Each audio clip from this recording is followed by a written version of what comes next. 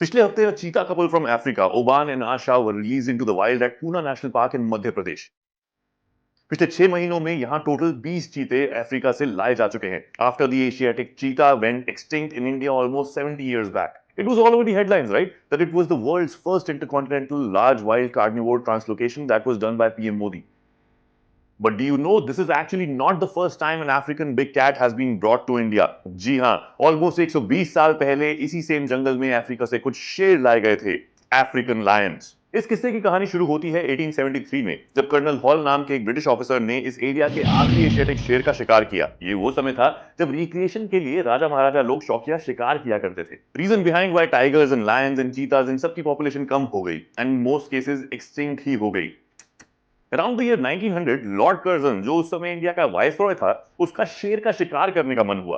उस समय इंडिया में शेर मोस्टली सिर्फ जूनागढ़ में बचे थे, जहां गिर फॉरेस्ट है. जब जूनागढ़ के नवाब को इसका पता लगा तो he didn't approve of it. शेरों की पॉपुलेशन ऑलरेडी काफी कम थी. तो कर्जन ने शेरों को छोड़ जूनागढ़ से ग्वालियर की ओर रुख किया, जो टाइगर के शिकार के लिए फेमस था and was a favourite shooting ground for British dignitaries. लेकिन एशियाटिक शेर का शिकार उनके मन और दिमाग से हटा नहीं था. तो 1904 में जब वो ग्वालियर में टाइगर का शिकार करने आए, तो उन्होंने ग्वालियर के महाराजा माधवराव सिंधिया को सजेस्ट किया कि भैया अपने जंगलों में फिर से लायंस क्यों नहीं लेकर आते. महाराज को यह आइडिया बढ़िया लगा, तो he reached out to the Nawab of Junagadh कि गिर से अपने कुछ 8 शेर हमको दे दो बाबा. जूनागढ़ ने इनकार कर दिया फॉर द सेम रीजन कि शेरों की पॉपुलेशन कम थी. तो अब लॉर्ड कर्जन, जिनको तो शेर का शिकार करना ही था, ही सेड कि भाई अफ्रीकन लायन लेकर आते हैं, मैं आपकी मदद करूंगा इन प्रोक्योरमेंट. तो फिर over the next few years कुछ 10 African Lions were captured from Kenya, Sudan and British Somaliland.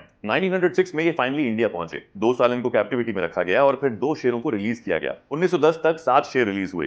Captivity में इन शेरों को खाने के लिए जिंदा जानवर, मोस्टली भैंसे वगैरह दी जाती थी. आइडिया था कि this will retain their natural instinct to hunt and kill live pray.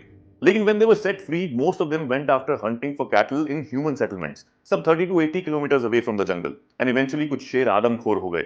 They killed close to some 30 people. एक शेर ने तो इतनी तबाही मचाई कि लोकल्स उसे कोई शैतानी शक्ति मानने लगे. माधवराव ने अपने हेड शिकारी, जो कि फ्रेंच था, उससे बोला, बस यार शेरों को मारना नहीं है, पकड़ कर लाओ.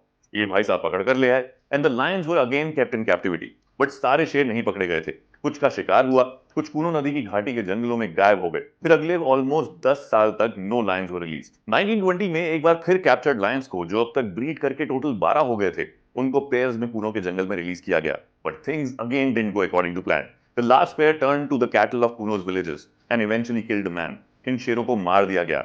बाकी के कुछ 9 lions disappeared into the forest. They went far and wide, some more than 200 kilometers away from their original place. Almost 20 साल का experiment came to an end. 45 सालों में इस एरिया में टोटल 15 अफ्रीकन लायंस वर रिपोर्टेडली शॉट. अफ्रीकन लायन की last sighting इस area में 1960s में देखी गई थी. ग्वालियर के महाराजा अपने प्रिंसली स्टेट में इन अफ्रीकन लायंस को सिर्फ हंटिंग के पर्पस से लेकर आए थे and it of course ended in disaster. अभी कुछ 120 साल बाद सेम कूनो के जंगल में अफ्रीका से ही 20 of these cheetahs have been reintroduced. Thankfully hunting is illegal now. And now we know more about conservation of the ecology than we did back then. The area has patches of open grasslands with self-sustaining populations of antelopes like the black buck and chikara, जो कि typical cheetah शिकार हैं. But experts believe that Kuno National Park does not have enough prey to sustain all the 20 animals, that it is ideal for 15. This cheetah program will be a success only if we are able to have sustainable populations of cheetahs in multiple locations, जहां से they don't have to go into human habitations. Let's see how this translocation project turns out to be. What do you think? Tell me in the comments below and keep following India Times for more such interesting content.